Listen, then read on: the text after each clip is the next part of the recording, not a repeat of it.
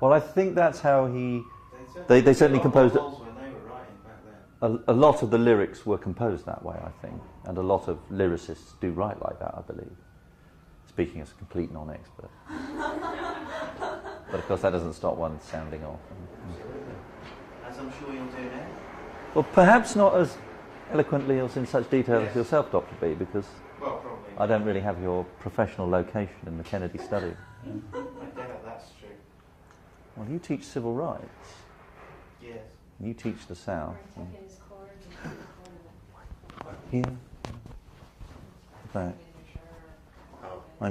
What do you call that professionally? Cording or something? The cord is showing. Do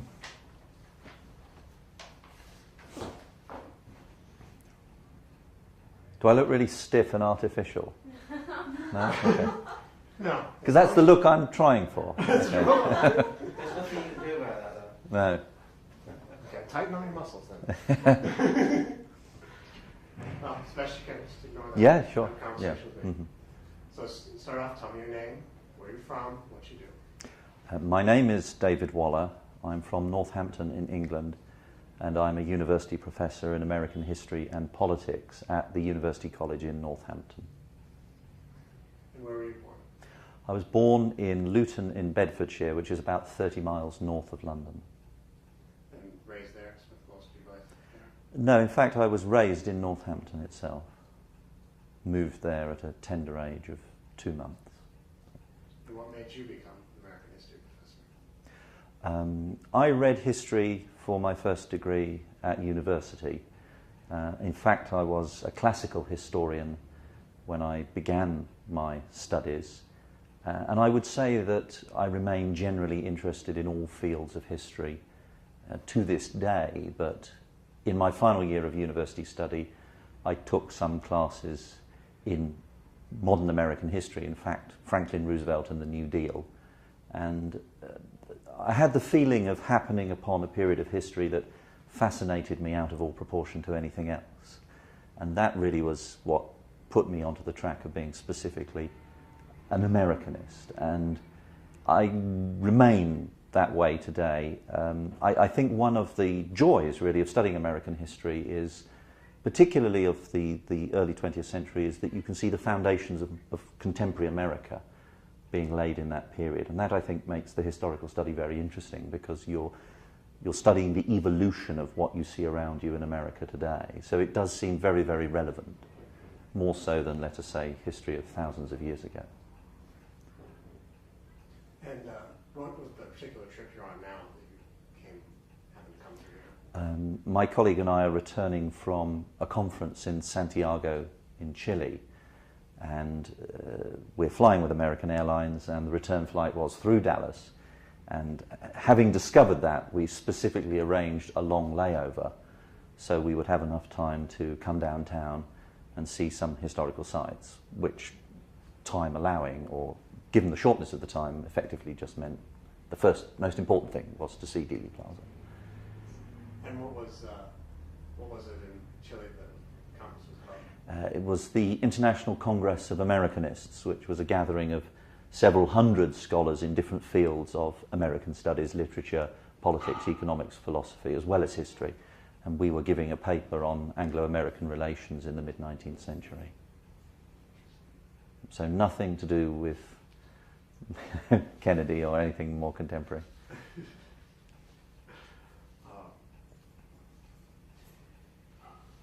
Do you know anything about George Vanderman Dealey? I would give the same answer, only what I read on the plaque and managed to forget. I think perhaps that he was one of the founding fathers of the city. What did strike me, however, about looking at the area over there where the Kennedy Memorial is located is that the square, I think I'm right in saying, the modern square was laid out by the Works Progress Administration in the 1930s, and of course that interested me as a New Deal historian, so that much I remembered. When we first walked down the slope of the square and saw the concrete structures on either side, my first impression was that this was, in fact, a Kennedy memorial, or would be a Kennedy memorial. I was a little surprised to get up close and see that it wasn't, but in fact it was much, much earlier and dated from the interwar period. In fact, somebody told administration. He was for Texas, yes. And this was kind of fell under his department. So he was That certainly makes sense, responsible yes. for making this. He was a great one at bringing home the bacon, Lyndon. What do you think the world would be like if Kennedy hadn't been killed? My own view is it would probably be very, very similar. I think most American presidents are in office for such a short period of time. It's very, very difficult for one individual to make a significant difference unless you have a concatenation of international events of extreme importance. I mean, if there had been a Third World War during John Kennedy's presidency, had he survived, let us say, then yes, undoubtedly his decisions would have been fundamental, as was the case with, say, Franklin Roosevelt during the Second World War. But if Kennedy had been a one or even two-term peacetime president, I don't really think the modern United States would be significantly different today.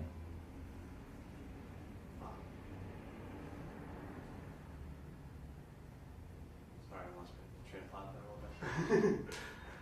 Did you see the Oliver Stone? I have seen the Oliver Stone film, but not for a few years. I think I've seen it about a couple of times. And I'm not a film historian, so I don't... What's your impression of it as a person? I think it's a very effective film. It's certainly very effective emotionally. But I think its portrayal of history is not objective. That's to be expected, I think, with a Hollywood film. There's no reason why it should be. I don't think it's fair to criticise Stone for saying that his historical portrayal of Kennedy as a president is not objective, because I think that's irrelevant. But I don't have a deep impression of the film beyond that, so I don't have any further conclusions on it.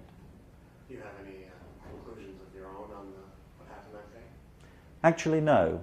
I remain a skeptic in the sense that I'm open-minded.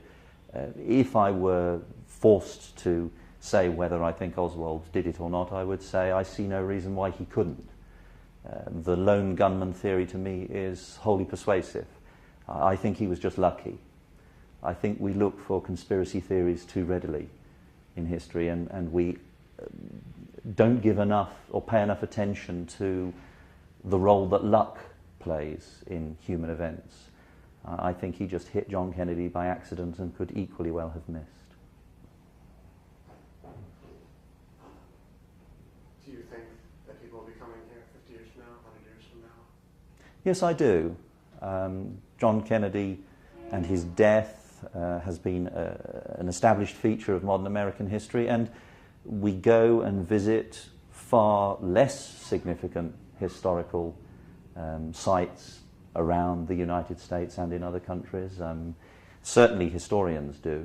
They go to the birthplaces of the most obscure presidents, so I don't see why they wouldn't come to the place of death of one of the most famous.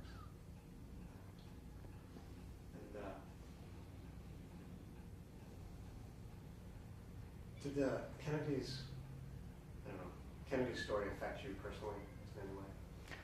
I wouldn't say it affected me personally in the sense of changing the direction of my life, but it's something that my generation in Britain has always been aware of from a relatively early age. I would say everybody my age knew of John Kennedy and his death by the time that they were an adolescent, because of the reason that my colleague mentioned, which is that our parents could, nearly all of them, say that they could remember where they were when Kennedy was shot. I cannot, although I was alive at the time, but I was only 3 weeks old, so I'd been told what I was doing at the time, but I can't remember it. Have you ever encountered people who had a negative reaction to Dallas because of the event? No, not in the United Kingdom. I think because we're not so directly associated with the politics of the Kennedy presidency or anything that has flowed from that. For people outside the United States, it is simply an event of historical importance, if you can have such a thing. I mean, if an event of a historical importance could be simple, it's not one, I think, which carries a negative connotation in that sense. And is there anything you associate with this city other than the assassination?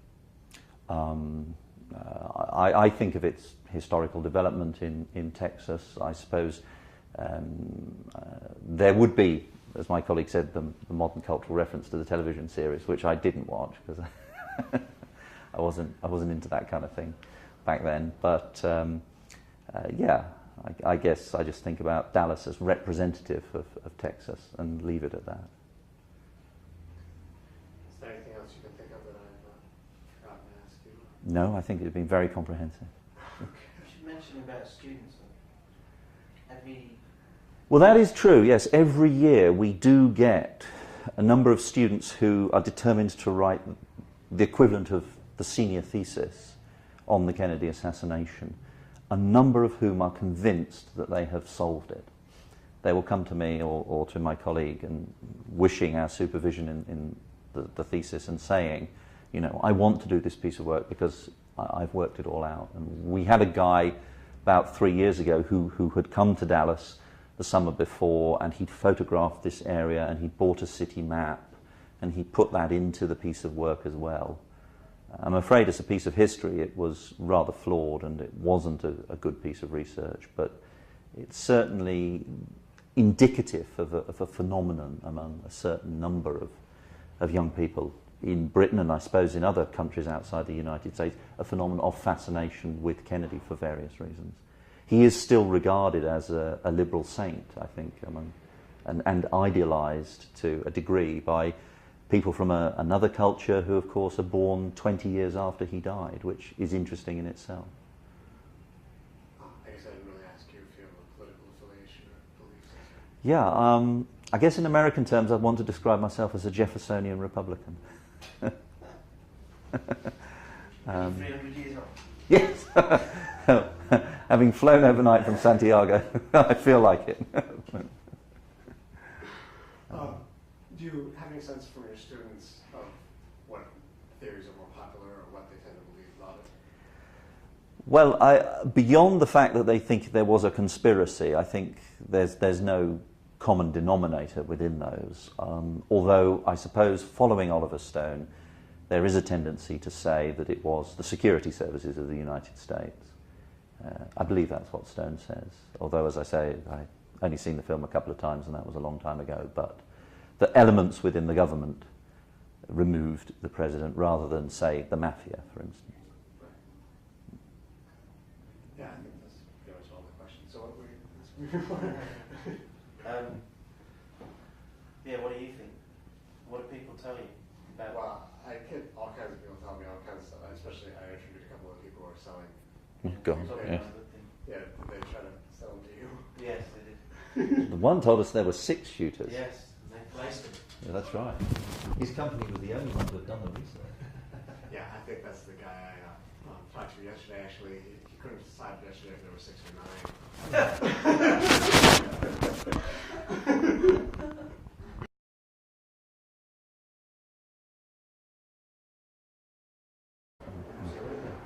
As I'm sure you'll do now.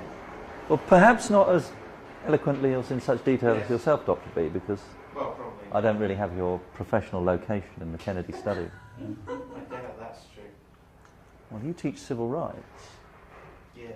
You teach the South. Or take his cord and put the Here. Back.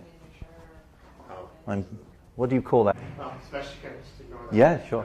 Yeah. Conversation thing. Mhm. So start off, tell me your name, where you're from, what you do. My name is David Waller. I'm from Northampton in England, and I'm a university professor in American history and politics at the University College in Northampton. And where were you born? I was born in Luton in Bedfordshire, which is about 30 miles north of London. Professionally cording or something. The cord is showing.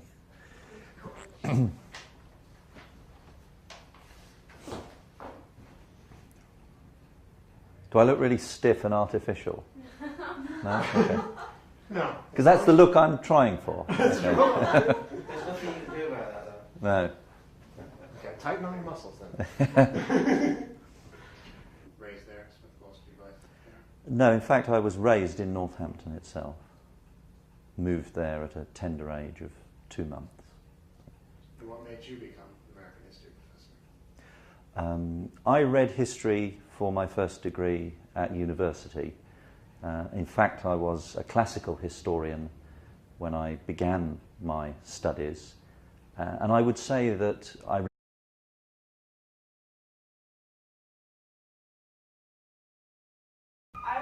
read that he saw it in like the newspaper that they were filling hot. well, I think that's how he.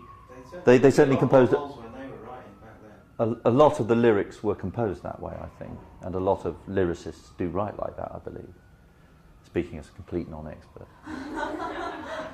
But of course that doesn't stop one sounding off.